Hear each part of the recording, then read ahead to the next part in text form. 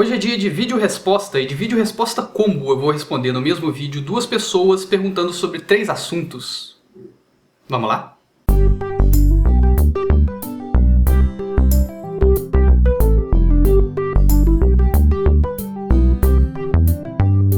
Bom, como todo vídeo resposta eu tenho que começar com o velho anúncio que eu tenho vergonha de ter que fazer, mas eu tenho que fazer. Vídeo resposta não é briga, vídeo resposta não é pra vocês irem lá, pegar no pé, xingar, negativar e brigar com as pessoas que me fizeram os vídeos, tá? Hoje eu estou respondendo 2 vídeos, um da Lia que me perguntou sobre aquele vídeo do e-book, daquela brincadeira que eu fiz com a vela e as pessoas que gostam de livros, tá? Emendou com pergunta sobre o Kit Kat no final, e depois tem o vídeo do Robson que foi a respeito daquele lance de adotar cachorros ou comprar e etc. Vamos começar com a Lia sobre e-book. Eu tenho mãos aqui, só de pegar no livro você já sente aquela sensação gostosa. A capa dele é super bem feita. Que cheirinho gostoso. Eu acho que muitas vezes nós desvalorizamos a questão dos sentidos. Então, essa questão do cheiro, do tato, dos sentidos e da experiência completa e esse monte de coisa tem um fundo, tá? Faz algum sentido, eu concordo. Eu tenho aqui alguns exemplos comigo que eu faço questão, por exemplo, os meus livros de RPG, eu faço questão que sejam assim bonitões, de capa dura, com todos os detalhes, tá? Eu gosto do cheirinho, mas eu vejo isso meio como uma coisa de fetiche, sabe? É igual, meio que igual um fogão de lenha, por exemplo. A comida no fogão de lenha com certeza é mais gostosa do que comida feita normal, mas não é uma coisa que dá pra você viver no dia a dia, tá? É uma coisa de você, hoje eu vou tirar um dia pra fazer uma coisa exótica, pra viver uma experiência diferente, pra ver um negócio meio raízes, beleza, vamos almoçar num lugar que tenha fogão de lenha, tá? Não é uma coisa pra você usar dentro de casa todo dia, dia a dia.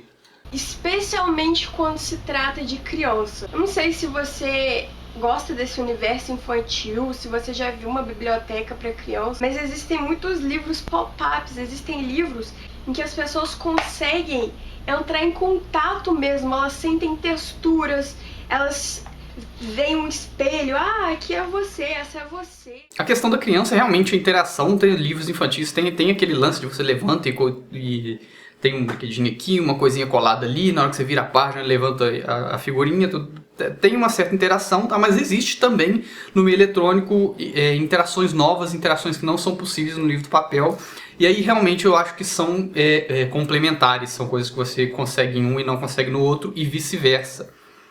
Tá? Aí fica realmente na questão da opção. E você se esqueceu também do livro didático. Quanto a livro didático, eu acho que é uma questão de adaptação, mas eu acho que ele tem muitas e muitas e muitas vantagens sobre o livro físico, tá? Principalmente no sentido da criança carregar aquela mochila gigante nas costas. Eu não sei se ainda é hoje, ainda é assim hoje. É, né? A criança carrega 50 livros e a questão do preço, assim, eu não acredito que seja muito problema não, tá? Você tem e-readers hoje da Kobo, um leitor de marca boa, que custa 200 e poucos reais, tá? Ele custa com certeza mais barato do que o material escolar de uma criança. Um universitário, por exemplo, que fica tirando 500 xerox na universidade, é muito melhor ele economizar esse dinheiro que ele gasta com xerox ao longo do curso, comprar um leitor de 250 reais, ou um pouquinho mais, se quiser comprar o melhor, e ler os PDFs, é muito mais prático, carrega tudo num negocinho desse tamanho, derruba tudo mesmo, desse tamanho, tá? Isso aqui não é um reader, tá? Isso aqui é um tablet, mas o princípio é o mesmo, você lê. Ótimo que a luz aqui não vai estar dando para ver nada. Eu carrego 500 livros aqui, carrego o material escolar do ano inteiro, dos 4 anos de faculdade, da pós e do resto da minha vida aqui, sem nenhum problema. Então acho que em termos de livros didáticos, talvez seja o campo onde a diferença seja maior. Tá? Menos para quem faz questão de rabiscar o livro, mas aí... Quando surgiu o rádio, mas e as orquestras? Depois surgiu a TV, todo mundo achou que o rádio ia acabar. Veio a internet, mesma coisa. A questão do rádio e da TV e do teatro e dessas evoluções entre meios diferentes, eu não acho que enquadra direitinho não, tá? Porque tanto se você pegar uma ópera ou um programa de rádio, um programa de TV, eles são coisas diferentes, tá? Não é só o meio que variou. O formato do programa, do show, do espetáculo que você está assistindo é outra coisa. Tá? Não dá para você misturar um com o outro. O livro não, o livro é uma questão simplesmente de mídia. Tá? É como você ouvir uma música num disco, num vinil, ou num CD, ou num MP3, ou na nuvem, ou no seu celular. Tá? A música é exatamente a mesma em todos os casos. O que você está ouvindo, a sua experiência é exatamente a mesma em termos do conteúdo do que se você ouvir isso no MP3 ou num CD, num disco de CD. Tá? Vou tirar o vinil aqui para não dar aquela discussão. Então é uma questão simplesmente de mídia. Agora, do teatro para televisão, da orquestra para o rádio, são coisas diferentes, não é a mesma coisa. Mas eu entendi onde você quis chegar.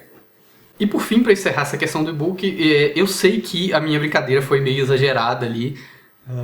Eu sabia quando eu gravei que estava exagerada mesmo. A intenção não foi fazer uma defesa, não foi dizer que todo mundo tem que só ler e-books. Tá? Nem eu faço isso, eu tenho livros físicos e continuo comprando eles quando eu acho que devo, quando eu acho que está mais barato, ou quando eu passei e achei bonito o livro ali, eu compro. Mas foi mais debochar mesmo das pessoas, porque toda vez, não é a primeira vez que eu falo de e-book aqui, e toda vez que eu falo nesse assunto aparece gente lá no comentário para vir com aquele tipo de comentário: e-book nunca vai substituir o livro, e-book, livro de verdade é outra coisa, e esse tipo de comentários, como eu fiz ali imitando da Vela, tá? Não era a minha intenção falar que o livro de papel deve ser destruído, banido da humanidade, mas eu compreendo que deixou entender isso, não é culpa sua. Tá, mas é isso. Segunda questão que também foi a Lia que levantou foi a respeito do KitKat, que no final daquele mesmo vídeo eu abri o KitKat e aquilo lá não estava planejado. O papel tá aqui até agora, vocês notaram, né? Ó. E você resolveu comer o KitKat. E eu me perguntei, vou te fazer essa pergunta agora: por que você fez isso? Pois é, Lia, eu não tinha planejado aquilo na hora do vídeo, calhou de estar ali na hora, eu peguei pra comer e como a câmera ainda estava ligada, eu falei aquilo. A frase que eu falei foi só pra mostrar que eu sou implicante e é mais ou menos isso mesmo, não teve nenhuma intenção bem pensada ali não. Eu peguei ele pra comer e quis fazer alguma piadinha e foi a que saiu. A propaganda do Greenpeace fala que a Nestlé basicamente... O problema tá aí. Eu não sei o que a propaganda diz. O que a propaganda diz pra mim é só o que eu vi lá. O que você, comendo KitKat, você tá comendo um dedo de orangotango e tá cuspindo sangue e não tá nem aí porque você é mau e bobo. E esse tipo de abordagem é o tipo de abordagem que eu não gosto, a abordagem do dedo na cara, que é muito comum nesse tipo de grupo ativista ecológico. E é um tipo de abordagem que peca exatamente no exagero, tá? É mais ou menos como aquele pessoal do que vai ser contra o aborto, mostrando foto de feto mutilado, colocando aquelas imagens sentimentais: mamãe, por favor, não me mate, esse tipo de coisa, tá? Chantagem emocional, dedo na cara e mentira, principalmente, tá? Mentira, imagem chocante para exagerar, para te deixar culpado, para te deixar com nojo, enfim, apelação. Tá? Eu não gosto de propaganda apelativa, eu não gosto de alguém tentar defender uma causa através de apelação e, sinceramente, quando alguém apela nesse sentido, ganha minha antipatia gratuita, mesmo que a causa que houvesse por trás fosse mais séria, mais importante, mais coisa. O que, sinceramente, eu não sei se é o caso. Aí nem vou procurar saber, porque é o que eu falei, ganhou minha antipatia antecipada. Tá? Como foi aquela questão do Pokémon, da PETA lá, que fez campanha contra o Pokémon, que me apresentou o Pokémon, uma coisa interessante que eu tenho a dizer aqui, que eu nunca tinha comido KitKat antes. Tá? Eu comprei exatamente por essa campanha, porque pra mim, quando eu via aquilo no supermercado ou por aí, eu olhava para aquilo e falava assim: isso aqui é um bis genérico, é um bis do Paraguai, eu não vou comprar uma coisa vagabunda. E depois eu vi essa propaganda e falei: opa, peraí, tem coisa aí. E aí eu comprei para experimentar e olha só que legal, gostei. Então, pelo menos pra mim, do mesmo esquema do Pokémon, essa campanha teve o sentido oposto. Bom, agora em relação ao vídeo do Robson, que foi em resposta àquele de comprar versus adotar, que eu tava falando da Nicole. Vamos lá. Sendo que ele faz apologia ao comércio de animais, incluindo considerar comprar um cão ou gato melhor do que adotar um... Ok, primeira coisa que você falou no seu vídeo, eu já quero interromper aqui no começo. Aquele vídeo que eu fiz não é uma apologia, não é uma incitação. O mesmo esquema que eu falei naquele outro. Não é um vídeo que eu fiz para dizer assim: comprem animais, eu sou a favor de que todo mundo compre animais, eu defendo que a compra é melhor do que a adoção. tá? Não foi essa a minha intenção no vídeo. De novo, é um vídeo falando sobre a minha decisão, não é uma recomendação, não é um conselho, não é uma defesa de que todo mundo deve fazer isso. Assim, na verdade, existe toda uma simbologia cultural presente em praticamente todas as culturas humanas existentes, do passado e do presente, e também psicológica em dar à luz. Ok, você justificou a questão de ter filho é melhor que adotar como sendo uma questão psicológica ou uma tradição algumas vezes no seu vídeo. Isso pra mim não é justificativa. A tradição e questão psicológica é coisa que se resolve. A tradição foi feita para ser mudada. Tá? Escravidão era uma tradição. Homofobia é uma questão psicológica. E daí? Entendeu? Isso não é argumento para dizer que não, isso se justifica porque é uma tradição, isso justifica porque é uma questão psicológica.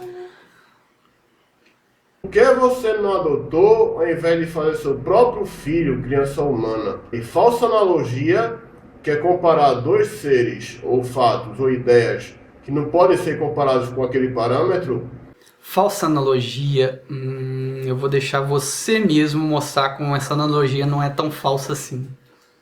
Aí ele ter comprado Nicole implica que um outro cachorro, inclusive com as mesmas características dela, ou características bem parecidas, deixou de ter a oportunidade de ser adotado.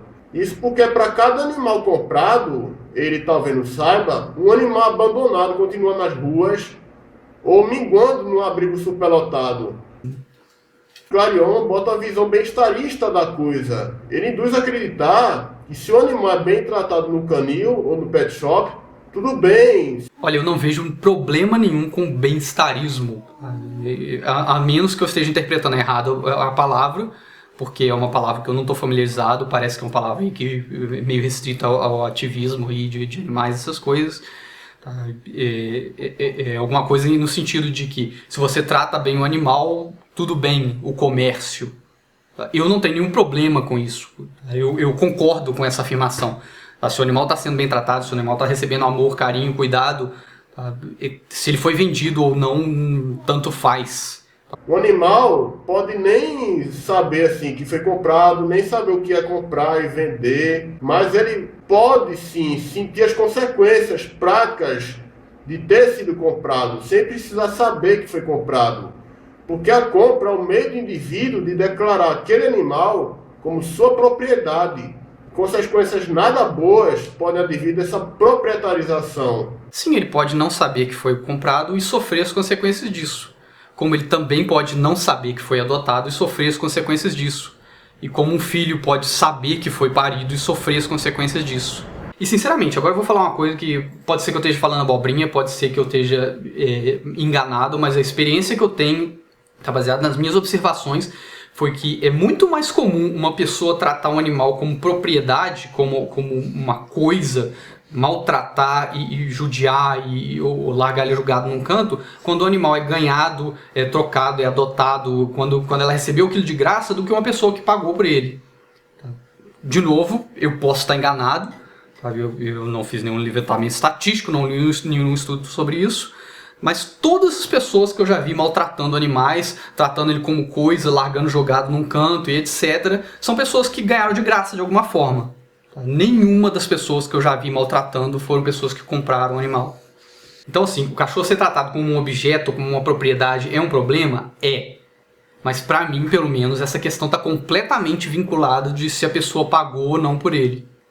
E eu acredito, até acredito que a pessoa, quando paga pelo animal, ela tem até um pouco mais de atenção, de carinho, do que quer que seja pra ele. Você está usando a falácia do espantalho porque ninguém em sua consciência está dizendo para você trocar a Nicole por outro cachorro. Será mesmo? Vamos ver o que você falou logo em seguida. Que você poderia ter adotado um animal com as características que você descobriu em Nicole. E você também, nada impediria que você iria chamar essa cachorrinha adotada de Nicole.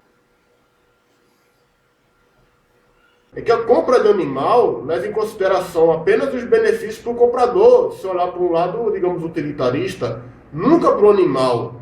Enquanto a adoção traz vantagens claras a ambos, porque o adotante ganha um companheiro ou companheira, enquanto o animal vai ganhar um lar, proteção, alimentação, segurança. Peraí, a compra só traz vantagem pro comprador. A Nicole só nasceu, aliás, por causa da demanda de clientes que querem comprar animais do canil de onde ela veio. Então quer dizer que se não existisse comprador para Nicole, ela não teria vindo à vida, ela não teria nascido, ela não teria existido. Então você quer dizer que viver não é uma vantagem para ela, que estar viva não é uma vantagem, não é uma coisa boa para ela? Pois é, Robson. Então para encerrar, tá? Como eu falei no meu vídeo, a questão do comércio, do dinheiro envolvido, é uma questão psicológica que vem de fora. É uma questão, é um problema de quem está vendo a questão de fora. Desde que, é claro, o criador não maltrate os animais que ele tem em sua responsabilidade, e 2, a pessoa que comprou o animal não trate ela como um objeto, como uma propriedade, ou seja, que ela dê amor e carinho e etc, cuidados, como se fosse um filho. Ok, eu vou apanhar. Ou seja, você viu, eu me preocupei com o bem-estar nos dois casos. Eu acho que nascer é uma vantagem, que vir à vida é uma vantagem, então que bom que a gente proporciona a alguns animais vir à vida. Apesar de eu achar isso, o meu vídeo não foi uma defesa que todo mundo deve comprar, que todo mundo deve comprar animais de raça e etc. Isso é uma questão de escolha pessoal, e se eu fosse fazer alguma defesa nesse assunto, a defesa que eu ia fazer é: se você escolheu comprar, escolha com responsabilidade, vá lá, conheça o canil, veja o tratamento que ele dá para os animais, veja se ele não trabalha como uma fábrica, porque isso acontece mesmo, e existem criadores que são cruéis, pet shops geralmente são cruéis com os animais, eu falei cruéis ali, foda-se. E especialmente eu não falei em momento nenhum que comprar sobre a Total é uma opção melhor.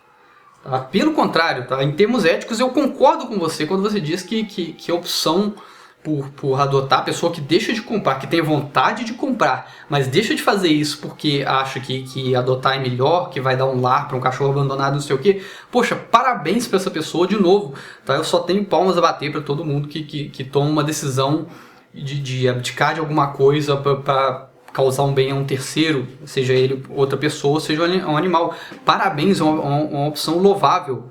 E de forma nenhuma eu quero dizer que a pessoa não deve fazer isso, ou que está errado, ou que está indo mal.